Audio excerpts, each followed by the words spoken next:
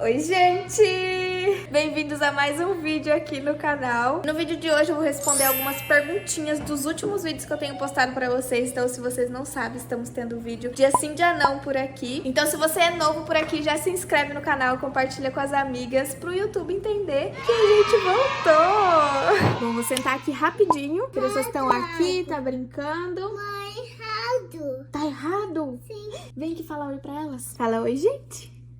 Fala oi. É uma pessoa. Oi, gente. O sol tá batendo bem aqui de frente, porque o sol tá se pondo aqui, ó. Ele tá bem aqui, ó. E aí eu vou aproveitar essa luz linda e vou responder os comentários dos últimos vídeos pra vocês, tá bom? A primeira pergunta é se o Osmar, ele tá melhor. Sim, ele tá melhor. Depois que ele tomou aquele remédio super forte, ele melhorou, passou as dores. Ele só tá sentindo um pouquinho de desconforto aqui no braço. E eu acho que no vídeo não deu pra vocês entenderem muito bem, né? Pra quem não sabe do que eu tô falando, eu gravei um vídeo do Osmar no hospital, falando que ele não tava bem. E mostrando um pouquinho do procedimento de como eles fazem aqui, né, nos Estados Unidos. Tiraram um raio-x, viu que não quebrou nada. E passou um remédio bem forte pra ele, por sinal, e melhorou. Lá no hospital eles sempre dão um remédio muito forte, que eles chamam de asteroide. Então eles deram esse remédio nele, ele saiu de lá super bem, não sentindo nada. Mas depois que chegou em casa ele começou a sentir uma dor bem parecida com a dor que ele tava sentindo antes de ir pro hospital, né? Que era aquela dor assim na costela, que ele achou mesmo que tinha quebrado uma costela, mas no fim não quebrou. A causa de toda essa dor foi porque ele caiu de scooter, gente. Ele tava andando assim, e a scooter, ela vai até 20 milhas por hora. Então ela vai numa velocidade boa até. Aí ele passou em cima de um montinho de areia que tinha, escorregou, caiu. Ele caiu no chão, não sei se ele caiu em cima do scooter, que é aqueles patinetes elétricos, sabe? Enfim, foi isso que aconteceu, uma brincadeira que acabou parando no hospital. E ele tá melhor. E eu sempre agradeço vocês pela preocupação com a nossa família. E sim, ele tá muito bem.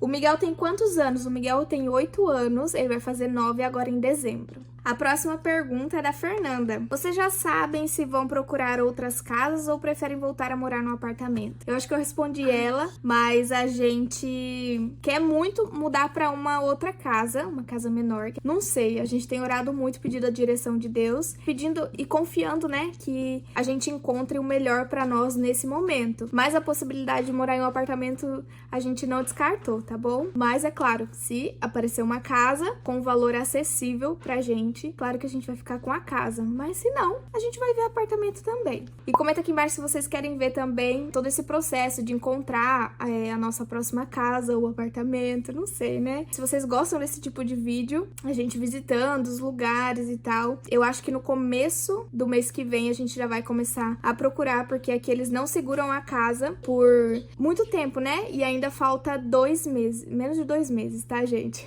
Kazueka mandou assim: oi, Ivan, você adotou um gatinho? Sim, nós adotamos uma gatinha, na verdade. Ela tinha 3 meses quando a gente adotou ela. E foi o ano passado, em novembro. Então, sim, temos uma gatinha. O nome dela é Gabi e é Sky. A próxima pergunta. Vanessa, nos indica uma bíblia para estudo. Vou te mostrar, na verdade, as minhas bíblias. Essa daqui, ela é para estudo, que ela se chama A Bíblia da Mulher Plena. Por que ela é de estudo? Porque dentro dela, ela tem algumas partes aqui, ó, tá vendo? Com notas, explicando mais ou menos o porquê daquele versículo. E sempre que começa um livro, tem aqui toda a história do livro, do porquê, e que ano que foi, um pouquinho da mensagem que o livro quer passar pra você. E essa daqui, ela é específica para mulheres. Então, ela é assim, ó. Ela eu comprei no Brasil e pedi pra trazerem pra mim. Então, a que eu tô usando no momento é essa daqui. Só que a minha primeira bíblia, assim, que eu li mesmo, eu acho que eu tive aquele verdadeiro encontro com Jesus, foi essa daqui, ó. Bíblia Note. Ela não tem nada de estudo dentro dela. Ela é uma bíblia com a versão NVI.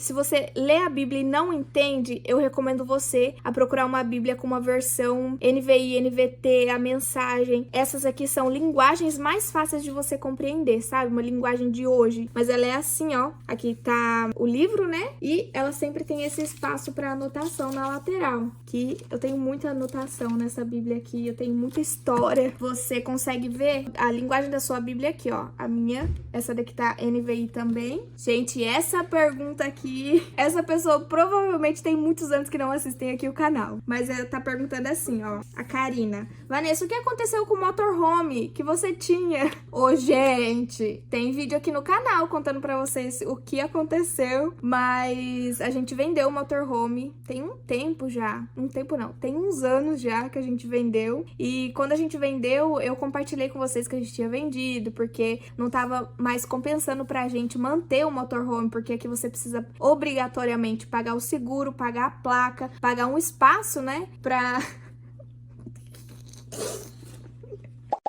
deixar o motorhome. Então a gente tava tendo um custo muito grande, além de tentar reformar ele, a gente também pagava uma mensalidade dos campings pra gente poder ter acesso. Enfim, no momento a gente não tava conseguindo manter o motorhome. Então isso que aconteceu com o motorhome. Mas quem sabe um dia, se Deus permitir, a gente não venha ter um outro motorhome, né?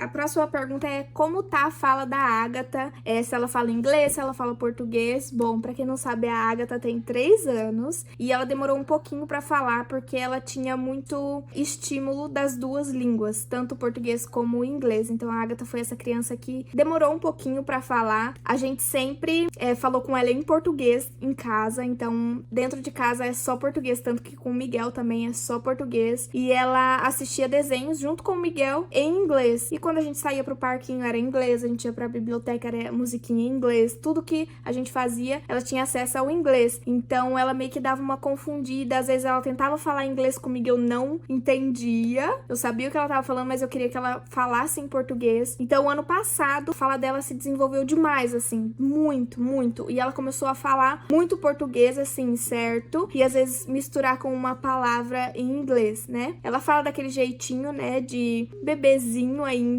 Ela não fala todas as palavras certinhas, mas ela consegue separar o inglês do português. Às vezes ela vem conversar comigo, ela tenta encontrar as palavras em português pra me falar, porque ela sabe que eu não vou falar inglês com ela. E isso é uma coisa que eu sempre fiz com o Miguel também. Tanto que quando ele começou a ir pra escola, ele não queria falar mais português dentro de casa. E ele só vinha conversar comigo em inglês. Miguel, eu não vou te responder se você não falar comigo em português. Então, ele começou a ter que pensar, parar pra pensar, pra poder... Gente, meu celular acabou a bateria. Fiquei aqui comendo enquanto ele ligava, coloquei aqui pra carregar, mas enfim, não sei nem onde eu parei. Enfim, a Agatha tá falando, então algumas vezes vocês vão ver ela falar em inglês, outras vezes em português, mas sempre a gente tá tentando ensinar da forma correta de falar o português, primeiramente o português, né? Porque automaticamente ela vai aprender as regras do inglês na escola. Gente! Olha, gente! É que tá muito sol aqui pra ela. E isso sempre foi uma prioridade pra mim, principalmente, tanto pra ela quanto pro Miguel, pra eles não perderem o português. E eu pesquisei muito sobre como a criança não deixar de falar o português, né? E é simples, você não pode deixar de conversar com ela em português, pra ela não esquecer as palavras em português, porque é muito fácil pra eles esquecerem e usar uma palavra em inglês e não precisar pensar, né, em qual forma falar em português também, porque tem essa diferença. Às vezes a Agatha fala em português a frase, mas como se fosse em inglês. Então ela dá uma misturadinha ali, só que a prioridade é ela falar o português pra depois ela aprender o inglês na escola, que ela vai aprender automaticamente. Bom, então a próxima pergunta e última, vou responder, gente, eu preciso muito fazer uma progressiva, olha esse cabelo. Se você tem indicações de progressiva, comenta aqui embaixo pra mim, que eu vou adorar saber qual progressiva você usa, porque olha isso aqui, gente, não dá não. Não dá, não dá, não dá. Olha isso aqui.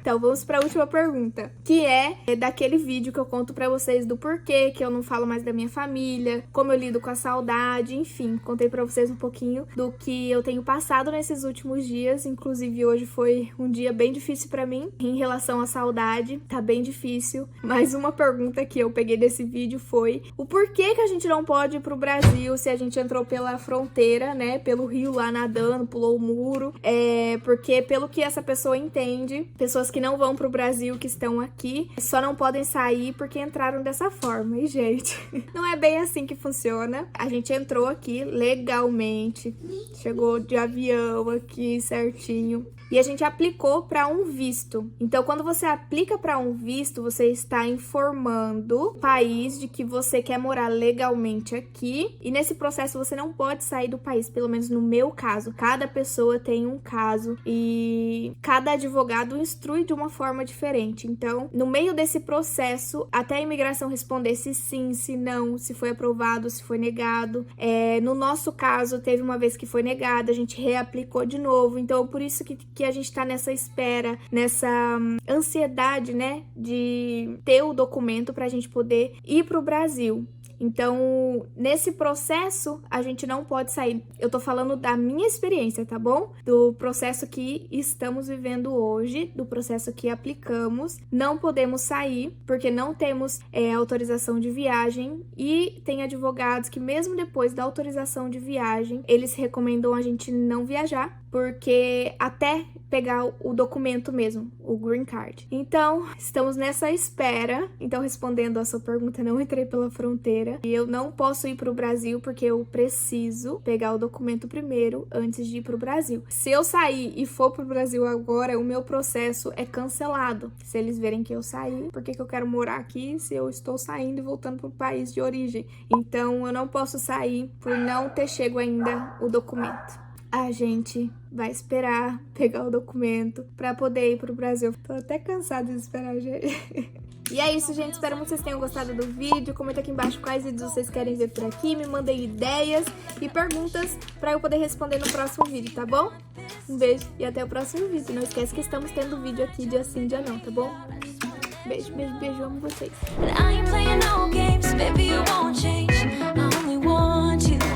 I wanna kiss you before the sun